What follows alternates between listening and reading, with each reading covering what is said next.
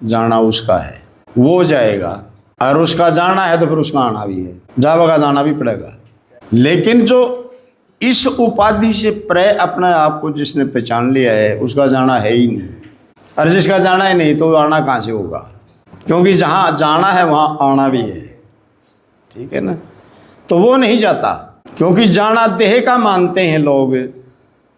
यूँ भी एक मैं आपको बताऊं कि एक अणहोनी संध्या ने युग पकड़ रखा है जी। सीधी मोटी सी बात एक ही है कि मिट्टी के किसी स्वरूप को आप घड़ा नाम धर रहे हो, मिट्टी के किसी आकार को, किसी स्वरूप को आप घड़ा कह रहे हो, ठीक है। वास्तव में मिट्टी को ही कह रहे हो, मिट्टी को कह रहे हो, घड़ा तो है ही नहीं। घड़ा तो एक आकार को लेकर के आप उसको घड़ा बता रहे हो, वास्तव में वो तीनों ही काल मिट्टी है, ठीक है। इसी प्रकार से पांच तत्व से प्रकट स्वरूप को, पांच तत्व का जो ये आकार बना हुआ है, इसको देह कह रहे हो। वास्तव के अंदर देह है ही नहीं, कहीं भी सिद्ध नहीं होती। जैसे मिट्टी में घड़ा कहीं भी सिद्ध नहीं होता, घड़े से पहले भी मिट्टी थी, घड़े रूप में भी वो मिट्टी है, और जब घड़ा टूट जाएगा तब भी वो मिट्टी है। इसी प्रकार से देह से पूर्व भी पांच तत्व थे, और देह रूप में भी पांच तत्व ही हैं, और जब ये स्वरूप विलसेगा तो भी पांच तत्व ही है, निरंतर तीनों ही काल है, ठीक है। लेकिन यूं इसको देह कह रहा है, हर देह के ऊपर मनोत कर रहा है, जो वस्तु है ही नहीं, क्योंकि मिट्या वो वस्तु करती है जो हो, जो है ही नहीं बताओ उसका मिटेगा क्या।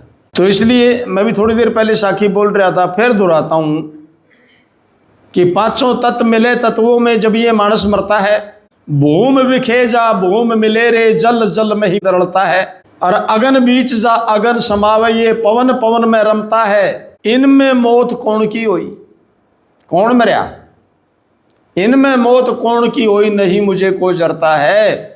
और ये नरक स्वर्ग के देश बसाए बैठे हैं जो है, फिर स्वर्ग लोक को कौन सुधारा और कौन नरक में गिरता है।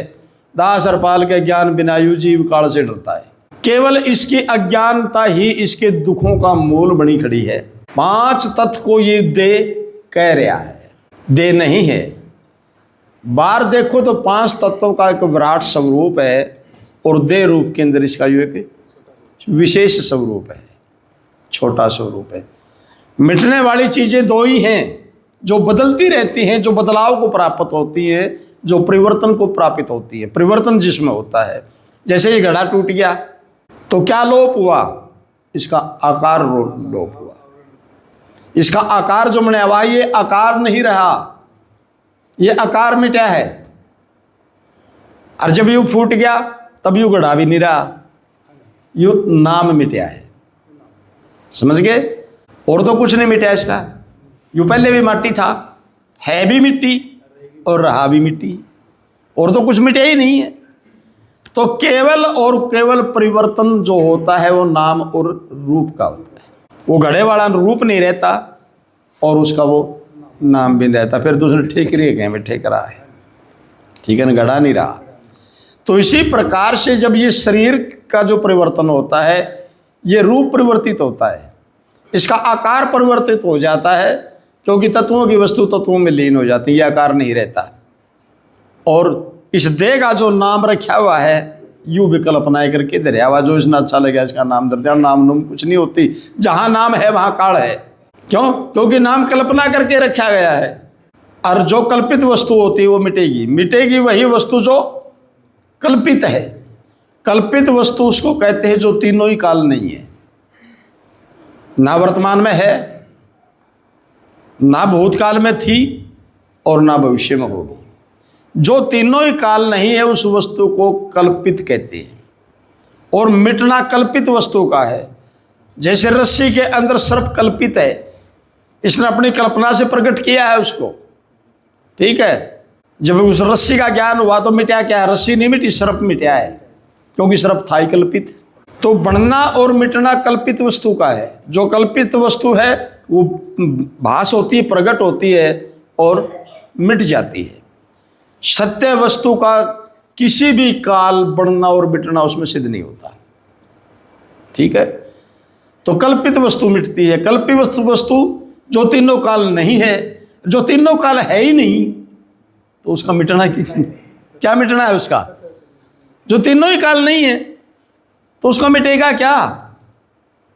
केवल और केवल इस जीव को इसकी अज्ञान रूपी भूत ने ऐसा पकड़ रखा है कि इसके ये बात समझ में ही नहीं आ रही, समझिए। और जाना दीवाना देश जाएंगे, चलो जिस मंजिल को ऊपर बाणी है, तो कहने का भावार्थ, लेकिन इस जंजाल से इसको कर दे कौन? इस जंजाल से केवल वेदी पुरुष निकाल सकता है। तो यूं शेर सिंह है, लेकिन बंद पिंजरे में हो गया है। और पिंजरे में रुका शेर अपने आप नहीं निकल सकता पिंजरे से, उस पिंजरे में कोई खोल नहीं चाहिए। ठीक है, किसी के निकाले से निकलेगा, यूं अपने आप नहीं निकलेगा। तो भाव यही था कि जाना जिसका है, जो इस मनोत के साथ है जाता वो है। जो इस उपाधि को ही तोड़ गया पहले ही, उसने जाना ही नहीं है। और जिसने जाना नहीं तो उसका आना क्या होगा?